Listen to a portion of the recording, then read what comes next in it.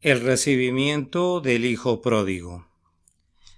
Sermón predicado la mañana del domingo 4 de septiembre de 1864 por Charles Haddon Spurgeon en el Tabernáculo Metropolitano, Newington, Londres.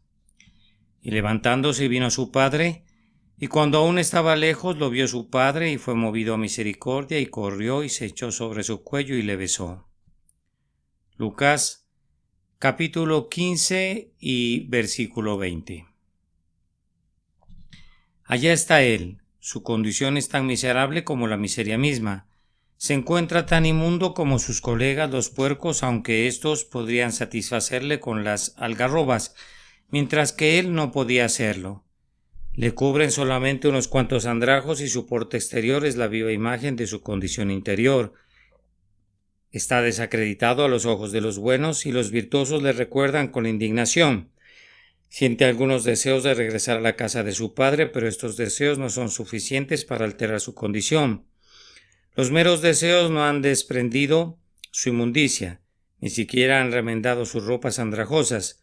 Independientemente de su deseo, está todavía inmundo, todavía desacreditado, y es todavía como un extraño para la casa de su padre, y él lo sabe, pues ha vuelto en sí. Si le hubiésemos dicho cosas como estas antes, se habría enojado, pero ahora él sabe que no podríamos describirle con palabras demasiado negras. Con muchas lágrimas y suspiros nos asegura que es peor inclusive de lo que parece ser, y que nadie podría conocer toda la profundidad de la vileza de su conducta. Ha dilapidado con rameras sus bienes, ha menospreciado el amor de un padre generoso y se ha escabullido de su sabio control, ha obrado el mal a diestra y siniestra hasta el límite de sus fuerzas y de su oportunidad. Allá se encuentra él, a pesar de su confesión y tal como lo he descrito, pues aunque ha dicho dentro de sí he pecado, esa confesión no ha eliminado su profunda pena. Reconoce que no es digno de ser llamado hijo, y es cierto que no lo es, pero su indignidad no es eliminada por estar consciente de ella ni por confesarla. No tiene ningún derecho al amor del Padre. Si ese padre le cerrara la puerta en su cara, estaría actuando con justicia para con él. Si rehusara decirle siquiera una sola palabra, excepto palabras de censura, nadie podría culpar al padre, pues el hijo se descarrió tristemente. El hijo no objeta eso, confiesa que si es desechado para siempre lo tiene bien merecido. Este cuadro, lo sé, es la fotografía de algunas personas aquí presentes. Aunque sientes tu vileza y pecaminosidad, no podrías considerar que ese sentido de vileza atenúa tu condición o la altera de alguna manera. Aunque sientes, no puedes utilizar como argumento tus sentimientos. Confiesas esta mañana que tienes deseos de Dios, pero no tienes ningún derecho en cuanto a Él, y que no puedes exigir nada de sus manos. Si tu alma fuera enviada al infierno, su justa ley lo aprobaría y tu propia conciencia también. Puedes ver tus harapos, puedes observar tu inmundicia y aunque anhelas algo mejor, no eres mejor. No tienes más derechos de lo que solías tener en cuanto a la misericordia de Dios. Estás aquí hoy como un transgresor confeso en contra de la misericordia y la santidad de Dios. Ruego que para quienes están en esta condición yo pueda ser esta mañana el portador de un mensaje de Dios para su alma. Oh, ustedes que conocen al Señor, eleven sinceras y silenciosas oraciones en este instante, para que mi mensaje se adentre con poder en las conciencias atormentadas, y para su propio beneficio yo les suplico que vuelvan a su mirada al hoyo del abismo de donde fueron rescatados y al lodo cenagoso de donde fueron extraídos, y que recuerden cómo los recibió Dios. Y mientras nosotros hablamos de lo que Dios quiere y puede hacer en favor de los pecadores más alejados, sus almas deben saltar con gozosa gratitud ante el recuerdo de cómo los recibió en su amor y los hizo partícipes de su gracia en días pasados. Hay dos consideraciones en el texto. La primera es la condición de muchos buscadores. Están todavía muy lejos, y luego en segundo lugar la incomparable benevolencia del Padre para con ellos. Primero, queridos amigos, veremos la condición de tal buscador. Está todavía muy lejos. Él está muy lejos, si consideraran un par de cosas. Recuerden su falta de fuerza. Este pobre joven habría pasado algún tiempo sin alimentos y estaba tan abatido que las algarrobas con las que se alimentaban los puercos le habrían parecido bocados exquisitos si pudiera comerlas. Sufre de tanta hambre que se encuentra en los puros huesos, y para él cada kilómetro implica un cansancio de muchas leguas. Le cuesta muchos dolores y agudos sufrimientos arrastrarse por el camino.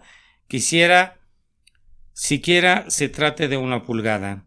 También el pecador está muy lejos de Dios, cuando se considera su completa falta de fuerzas para venir a Él. Incluso la fuerza que Dios le ha dado es utilizada por el pecador muy dolorosamente. Dios le ha dado la suficiente fuerza para desear la salvación, pero esos deseos van siempre acompañados de un dolor profundo y sincero por el pecado.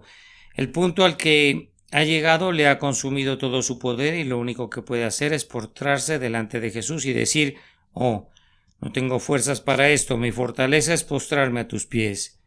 Además, el pecador está muy lejos. Si consideran su falta de valor, anhela ver a su padre, aunque es muy probable que si su padre viniera, él saldría huyendo. El simple sonido de las pisadas de su padre le impactarían como impactaron a Adán en el huerto. Se escondería entre los árboles, así que en lugar de clamar buscando a su padre, el grandioso padre tiene que dar voces buscándolo a él. ¿Dónde estás, pobre criatura caída? ¿Dónde estás? Por tanto, su falta de valor hace que la distancia sea mayor, pues cada paso dado hasta ahora ha sido como si se encaminara hacia las fauces de la muerte. «Ah», dice el pecador, «tiene que pasar mucho tiempo antes de que me atreva a esperar, pues mis iniquidades han cubierto mi cabeza a tal punto que no puedo alzar mi mirada». ¿Estás entonces sumido en la alarma y el terror de esta mañana? ¿A ti mismo te parece que tus oraciones no han sido oraciones en absoluto? Cuando piensas en Dios, el terror sobreviene a tu mente y sientes que estás lejos, muy lejos de Él. Te imaginas que no es probable que oiga tus clamores ni que preste atención a tus palabras. Estás todavía muy lejos. Estáis muy lejos si consideramos la dificultad del campo del arrepentimiento. Juan Bunyan nos informa que Cristiano descubrió cuando regresó al árbol, después de haber perdido el rollo, que era muy difícil regresar. Todo rebelde se da cuenta de que así es, y todo pecador penitente sabe que hay una amargura en el luto por el pecado que es comparable a la pérdida de un hijo único. El hombre que está ahogándose no siente gran dolor. Algunos comentan que las sensaciones experimentadas al ahogarse pasan casi desapercibidas. Es solo cuando el hombre es restaurado a la vida, cuando la sangre provoca que las venas experimenten una efervescencia, porque la sangre provoca que las venas produzcan esta efervescencia, pues la vida late allí.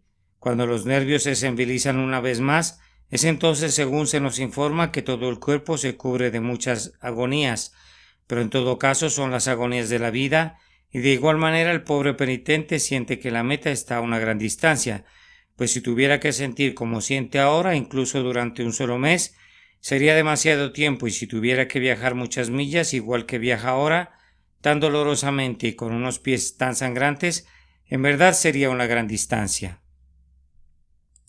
Vamos a inspeccionar este asunto y a mostrar que mientras el camino parece largo debido a eso, es realmente largo si lo vemos bajo ciertas luces.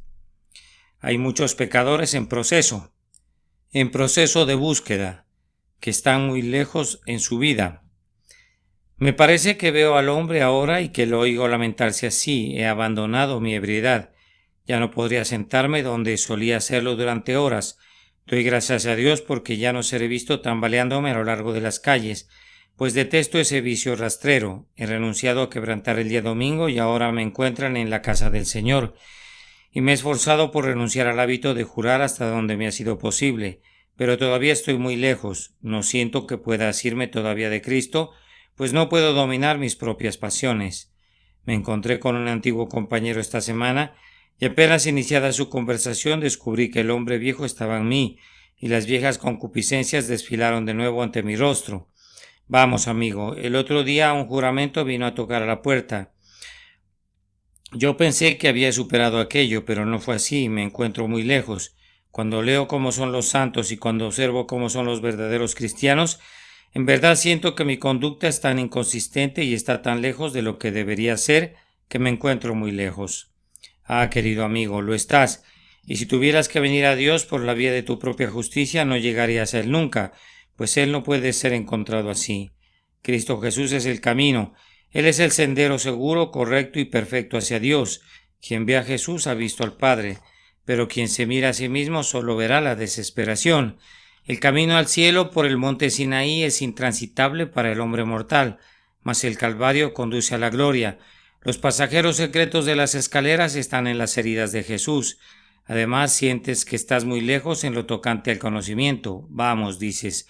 Antes de sentirme así, yo me consideraba un maestro de toda la teología. Yo podía manejar las doctrinas con mis dedos. Cuando escuchaba un sermón me sentía muy capaz de criticarlo y de dar mi juicio.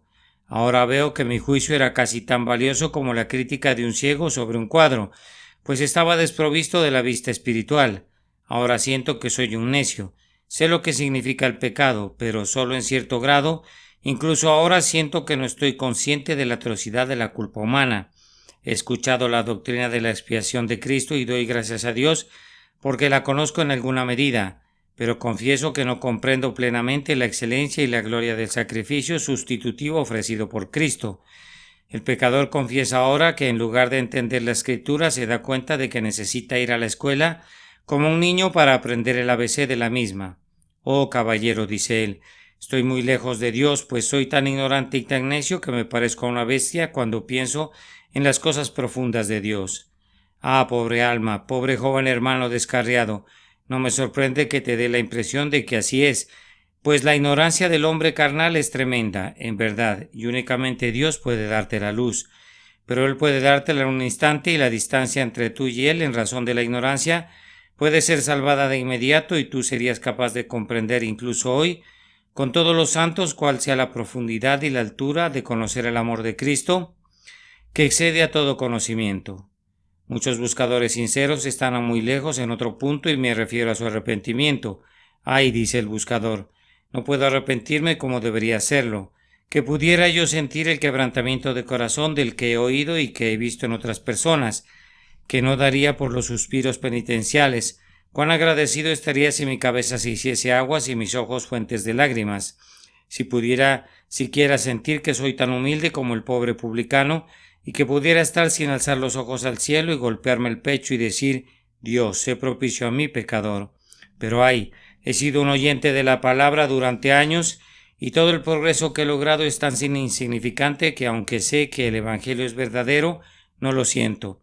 Sé que no soy un pecador y algunas veces me lamento por ello, pero mi lamentación es tan superficial que mi arrepentimiento es un arrepentimiento del que necesito arrepentirme. Oh caballero, si Dios usara el martillo más pesado que tuviera, si quebrara mi corazón, cada trozo bendeciría su nombre. Quisiera tener un arrepentimiento genuino. Oh, cómo suspiro por ser conducido a sentir que estoy perdido y a desear a Cristo con un deseo tan vehemente que no acepte una negativa.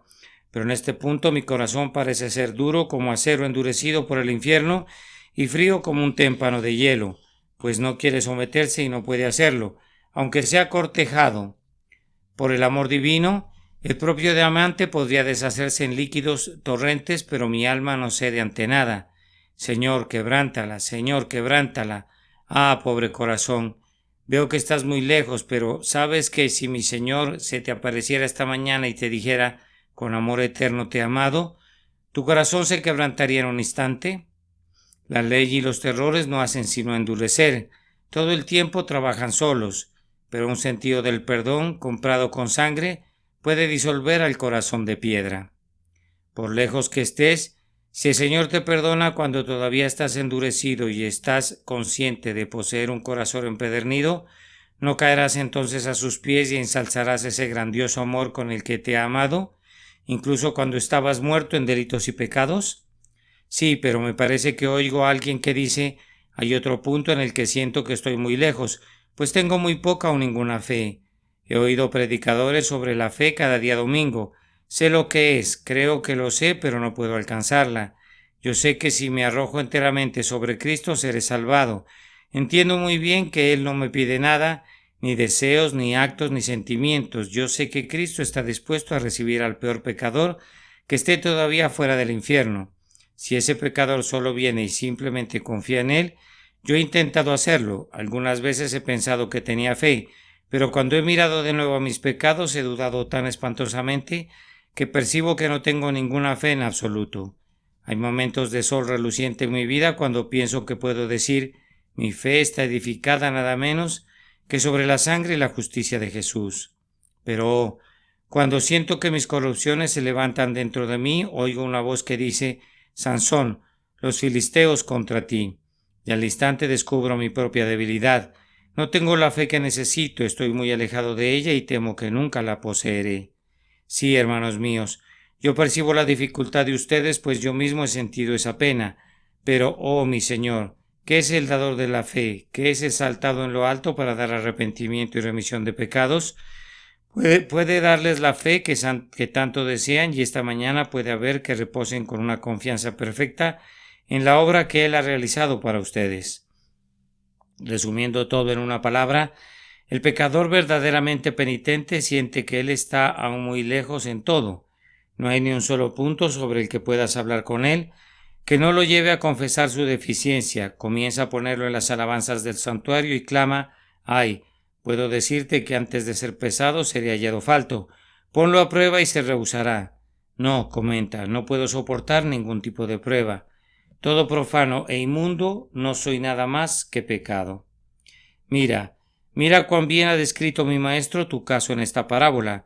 Y cuando aún estaba lejos, todavía cubierto de andrajos, todavía contaminado con la inmundicia, todavía estando en desgracia, todavía siendo un extraño para con la casa de tu padre, solo hay este único punto con respecto a ti, que tienes tu rostro orientado hacia tu Padre, que tienes un anhelo por Dios y querrías si pudieras aferrarte a la vida eterna, pero te sientes demasiado lejos para albergar cualquier cosa semejante a una esperanza consoladora. Ahora he de confesar que siento muchos miedos acerca de ti, que te encuentras en este estado. Temo que ya hayas avanzado tanto y sin embargo que todavía te regreses, pues hay muchos de quienes pensamos que habían avanzado hasta este punto y sin embargo se regresaron después de todo. Oh, recuerda que los deseos que tienes de Dios no te han de cambiar como para salvarte. Debes encontrar a Cristo. Recuerda que decir me levantaré no basta ni siquiera para levantarse. No debes descansar nunca hasta que tu Padre te haya besado, hasta que te ponga el mejor vestido. Tengo miedo de que te quedes tranquilo y digas: me encuentro en un buen estado. El ministro nos dice que muchos son llevados a un estado así antes de ser salvados. Haré un alto aquí. Querido amigo mío, es un buen estado para atravesarlo, pero es un mal estado para permanecer en él.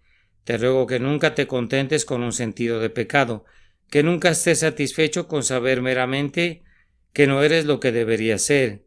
Saber que tienes fiebre no cura al hombre. Su conocimiento es en cierta medida un buen signo, pues demuestra que la fiebre no le ha conducido al delirio, pero el hecho de saber que está enfermo nunca le proporciona al hombre una perfecta salud. Es bueno que lo sepa, pues de otra manera no solicitaría al médico, pero a menos que lo conduzca a eso, moriría, ya sea que se sienta enfermo o no.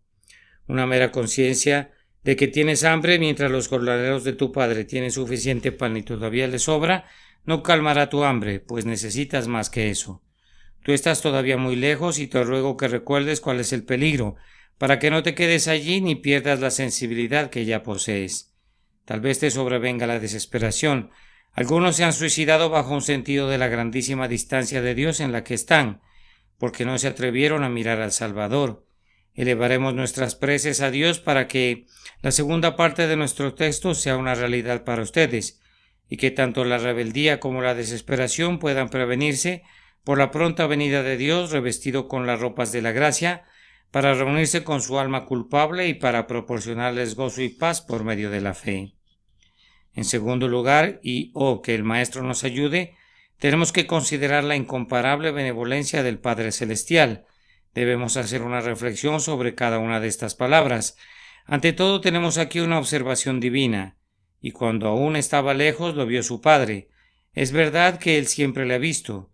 Dios ve al pecador en cada estado y en cada posición, sí, y le ve también con un ojo de amor, a un pecador escogido como el que es descrito en el texto, no con complacencia, pero aún así con afecto. Dios mira a sus elegidos descarriados. Yo digo que aquel padre veía a su hijo cuando dilapidaba sus bienes con rameras. Le veía con profunda tristeza cuando anhelaba vehementemente llenarse con las algarrobas que los puercos sí podían comer, Pero ahora, si pudiese existir tal cosa como que la omnisciencia se volviera más exacta, el padre le ve con un ojo lleno de un amor más tierno, de un mayor cuidado. Lo vio su padre. Oh, qué espectáculo era para el padre. Era su hijo, es verdad, pero era su hijo réprobo, que había deshonrado el honorable nombre de su padre, que había desprestigiado el nombre de una casa honorable al hacer que fuera mencionado entre las heces y la escoria de la tierra. Allá está. Qué espectáculo para los ojos de un padre. Está inmundo, como si hubiese estado revolcándose en el cieno, y sus coloridas vestiduras habían perdido desde hacía tiempo sus bonitos colores y colgaban de él convertidas en andrajos lastimosos. El padre no da la vuelta y trata de olvidarle, sino que fija atentamente su mirada en el hijo. Pecador, tú sabes que Dios te ve esta mañana. Estando sentado en esta casa, tú eres observado por el Dios del cielo. No hay un solo deseo en tu corazón que no hubiere sido leído por Él, ni una sola lágrima en tus ojos que no sea observada por Él. Te digo que Él ha visto tus pecados de medianoche, ha oído tus maldiciones y tus blasfemias y no obstante te ha amado a pesar de todo lo que has hecho. Difícilmente habrías podido ser más rebelde en contra de Él, y sin embargo te ha anotado en su libro de amor y te ha resuelto a salvarte, y el ojo de su amor te ha seguido a donde quiera que has ido. ¿Acaso no hay consuelo en ello? ¿Por qué no podía ver él ver a su padre? ¿Fue el efecto de las lágrimas en sus ojos lo que le impedía ver? ¿O acaso se debía a que su padre tenía una vista más ágil que él? Pecador, tú no puedes ver a Dios, pues eres incrédulo, carnal y ciego, pero Él puede verte. Tus lágrimas penitentes nublan tu vista, pero tu Padre tiene ojos veloces y Él te contempla y te ama ahora. En cada mirada hay amor. Lo vio su Padre. Fíjense que se trataba de una observación amorosa, pues este escrito lo vio su Padre. No le veía como un mero observador casual. No le notaba como un hombre podría notar al hijo de su amigo, con alguna piedad y benevolencia, sino que le observaba como solo un padre puede hacerlo. Qué mirada tan aguda tiene un padre. Vamos, he conocido a algún joven que llega a casa, tal vez por unas breves vacaciones, aunque su madre no se ha enterado de nada, y ni siquiera ha habido un susurro en cuanto a la conducta de su hijo, sin embargo no puede evitar comentarle a su esposo: hay algo acerca de Juan que me hace sospechar que no está procediendo como debería. No sé, amado esposo, afirma ella, de qué se trata, pero no obstante estoy segura de que se ha involucrado con malas compañías. Ella puede leer su carácter al instante, y el padre nota también algo. No sabe decir de qué se trata, pero sabe que es motivo de ansiedad. Pero aquí tenemos a un padre que puede verlo todo, y que tiene tanto prontitud de amor como certeza de conocimiento.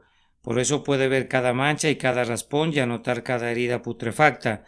Ve a su hijo al revés y al derecho como si fuese un jarrón de cristal. Lee en su corazón no meramente los vestidos que lo delatan, no meramente la aflictiva historia del rostro sin lavar y de esos zapatos remendados, sino que puede leer su alma y puede entender la totalidad de su miserable condición.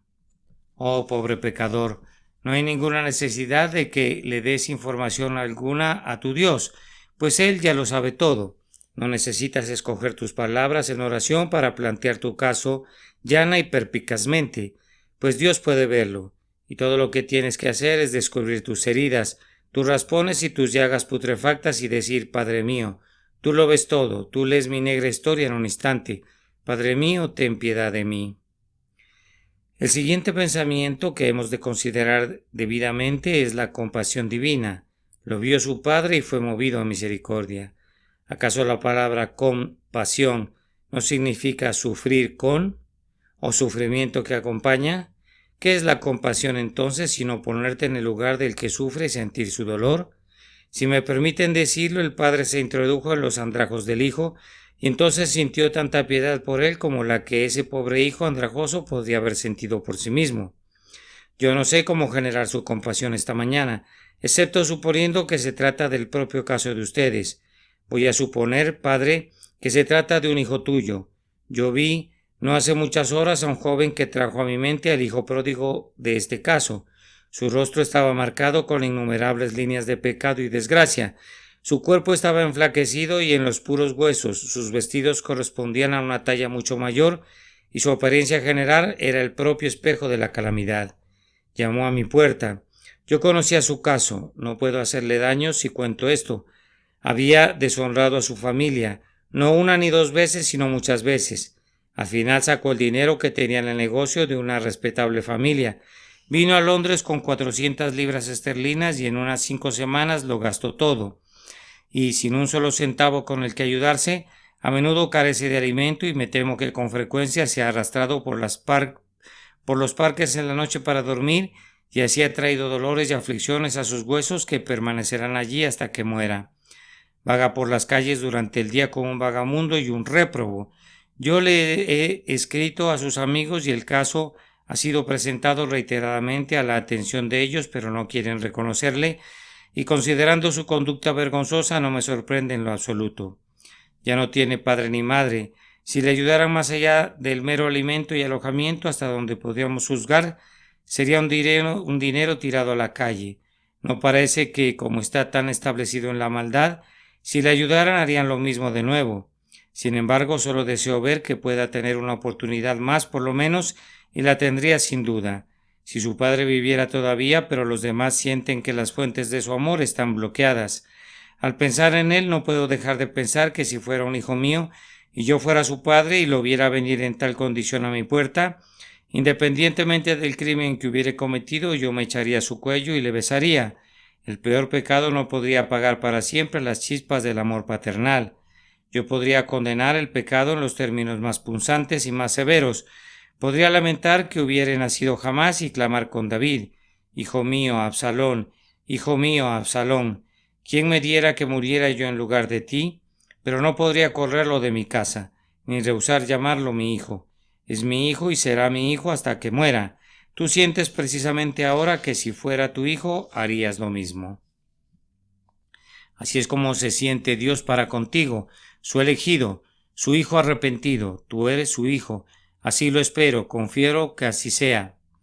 Esos deseos que tienes en tu alma hacia Él me hacen sentir que tú eres uno de sus hijos, y cuando te mira desde el cielo sabe cuál es tu intención. ¿Cuál es? ¿Qué diré? No necesito hacer una descripción, sino, como el Padre se compadece de los hijos, se compadece Jehová de los que le temen. Él tendrá compasión de ti, Él te recibirá en su pecho ahora. Ten buen ánimo, pues el texto dice, fue movido a misericordia. Noten y observen cuidadosamente la celeridad de este amor divino. Corrió. Probablemente estaba caminando en la azotea de la casa, oteando el horizonte por su hijo, cuando una mañana pudo vislumbrar a una pobre y triste figura en la distancia. Si no hubiera sido su padre, no habría sabido que se trataba de su hijo, pues estaba muy cambiado, pero miró una y otra vez hasta que al fin dijo: es él. Oh, qué evidencias de hambre hay en él y de sufrimiento también. Y el viejo caballero desciende, me parece verlo corriendo al bajar las escaleras, y los siervos se asoman junto a las ventanas y en las puertas y diciendo: ¿a dónde va nuestro señor? No le he visto correr tan rápido en mucho tiempo. Vean, allá va. No sigue el camino, pues da muchos rodeos, pero hay mucha brecha a través de uno de los vallados, y salta por ese lugar, elige el camino más recto que pueda encontrar, y antes de que el hijo tuviera tiempo de advertir quién es, el padre está sobre el hijo, y le rodea con sus brazos, echándose sobre su cuello y besándole. Yo recuerdo a un joven pródigo que fue recibido de la misma manera. Aquí mismo está, soy yo mismo. Yo estaba sentado en una pequeña capilla sin imaginarme que mi padre me veía. Ciertamente yo estaba muy lejos. Yo sentía algo de mi necesidad de Cristo, pero no sabía qué tenía que hacer para ser salvo. Aunque había sido instruido en la tierra de la palabra, yo era espiritualmente un ignorante del plan de salvación. Aunque instruido en la palabra desde mi más temprana edad, no la conocía. Yo sentía, pero no sentía lo que deseaba sentir. Si hubo jamás un alma que sabía que estaba muy alejada de Dios, yo era esa alma. Y sin embargo, en un momento, en un solo instante, tan pronto hube oído las palabras: mirad a mí, sed salvos, todos los términos de la tierra, tan pronto volví mis ojos a Jesús crucificado, sentí mi perfecta reconciliación con Dios y supe que mis pecados eran perdonados. No hubo tiempo para apartarme del camino de mi Padre Celestial. Fue consumado y consumado en un instante, y en mi caso al menos él corrió y se echó sobre mi cuello y me besó. Yo espero que ese sea el caso para muchos esta mañana. Antes de que salgan de este lugar, antes de que regresen a sus viejas dudas y temores y suspiros y lamentos. Yo espero que el Señor de amor corra aquí y se encuentre con ustedes y se eche sobre sus cuellos y los bese.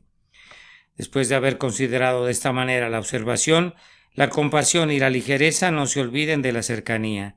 Se echó sobre su cuello y le besó. Entiendo esto por experiencia, pero es demasiado inefable para poder explicarlo. Se echó sobre su cuello. Si hubiera permanecido a una distancia y dijera: Juan, me daría mucho gusto besarte, pero estás demasiado inmundo, no sé qué pueda haber debajo de esos inmundos andrajos. No me siento inclinado a echarme sobre tu cuello justamente ahora. Estás demasiado perdido para mí. Yo te amo, pero hay un límite para la manifestación del amor. Cuando te hayas puesto en la condición propia, entonces podré manifestarte mi afecto, pero no puedo hacerlo ahora mientras estás tan asqueroso. Oh, no. Pero incluso antes de ser lavado, se echa sobre el cuello del Hijo. Allí está lo maravilloso. Puedo entender cómo Dios manifiesta su amor hacia un alma que ha sido lavada en la sangre de Jesús y lo sabe. Pero ¿cómo puede echarse sobre el cuello de un pecador asqueroso e inmundo como ese? Allí está, no como un santificado, no como teniendo algo bueno en él, sino solamente como un rebelde inmundo, pestífero y desesperado, y a pesar de ello Dios se echa sobre su cuello y le besa. Oh, qué extraño milagro de amor. El acertijo es descifrado al recordar que Dios no había mirado nunca a ese pecador, pero tal como era en sí, sino que siempre le miró como era en Cristo. Y cuando se echó sobre el cuello del hijo pródigo, de hecho, simplemente se echó sobre el cuello de su hijo que sufrió una vez, Jesucristo, y besó al pecador porque lo vio en Cristo y por tanto no vio lo aborrecible del hijo pródigo, sino que solo lo vio la donosura de Cristo y por tanto le besó como habría besado a su sustituto. Observen cuánto se acerca Dios al pecador. Se decía de aquel eminente santo y mártir, el obispo Hooper, que en una ocasión un hombre sumido en una profunda angustia recibió permiso de ir a visitarlo en su prisión para contarle los remordimientos de su conciencia, pero el obispo Hooper le miró tan severamente y se dirigió a él tan ásperamente al principio que el pobre individuo salió huyendo y no pudo obtener consuelo hasta no haber buscado a otro ministro de un aspecto más benévolo. Ahora Hooper tenía realmente un alma agraciada y amorosa, pero la severidad de su trato mantuvo al penitente a la distancia. No hay un comportamiento severo así en nuestro Padre Celestial. A él le encanta recibir a sus hijos pródigos.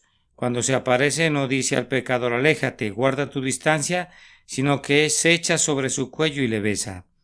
Hay todavía otro pensamiento que ha de ser extraído de la metáfora del beso.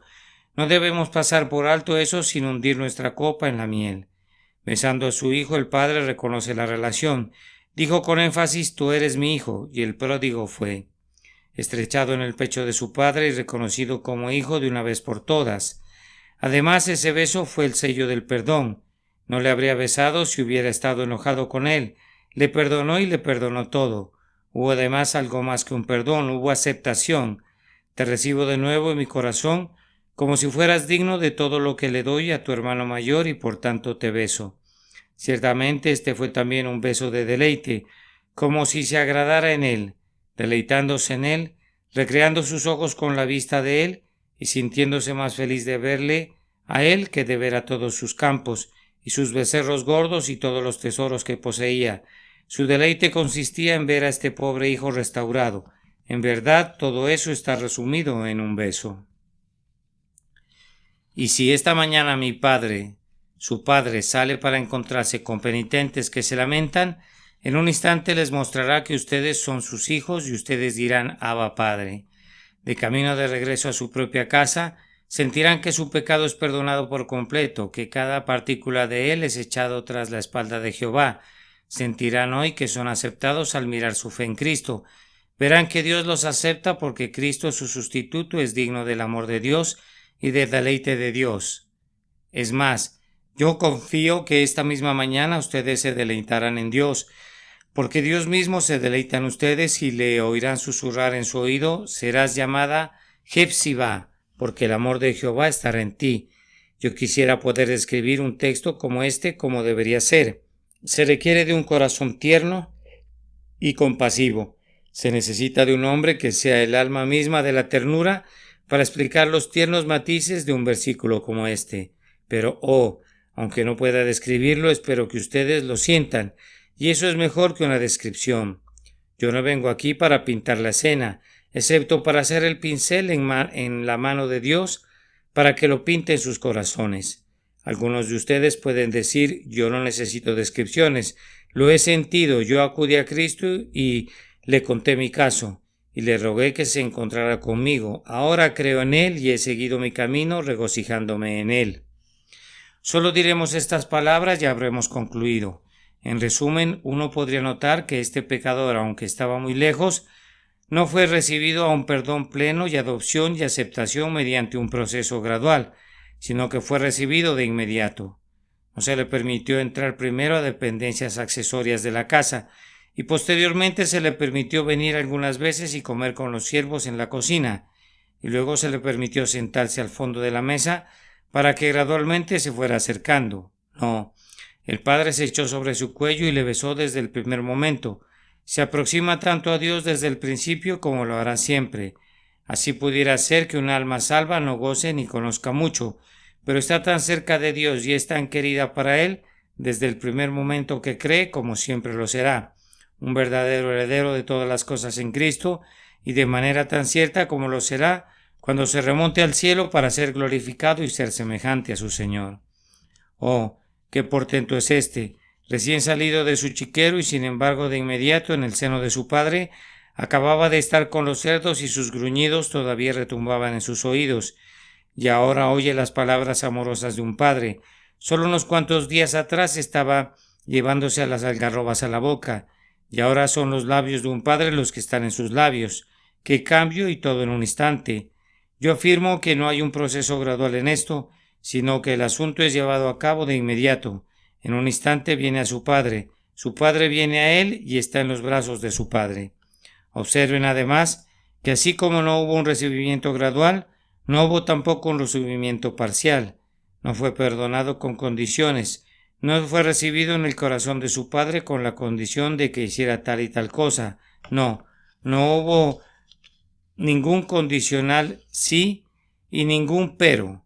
Fue besado y vestido y festejado sin que hubiera ni una sola condición de ningún tipo.